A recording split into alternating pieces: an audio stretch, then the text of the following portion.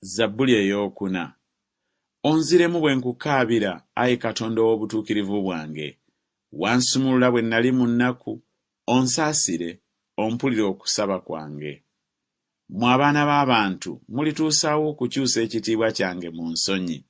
Mulituusaawo okwagala ebitaliimu n'okugoberera eby'obulimba. Naye mutegeere nga Mukama yeeterekedde atya Katonda. Mukama anaawuliranga bwe nnaamukoowoolanga. Muyimirire nga mutya, muleme okwonoona. Mulowooze mu mutima gwammwe ku kitanda kyammwe, musiriikirire.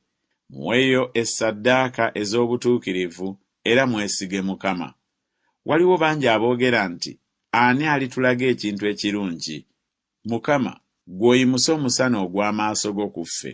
Otadde essanyu mu mutima gwange okusinga ery'omukyengera ky'emmere n'omwenge gwabwe. Mu butatya naagalamiranga ne neebaka, kubanga ggwe wekka, Mukama, ontuusa mu mirembe.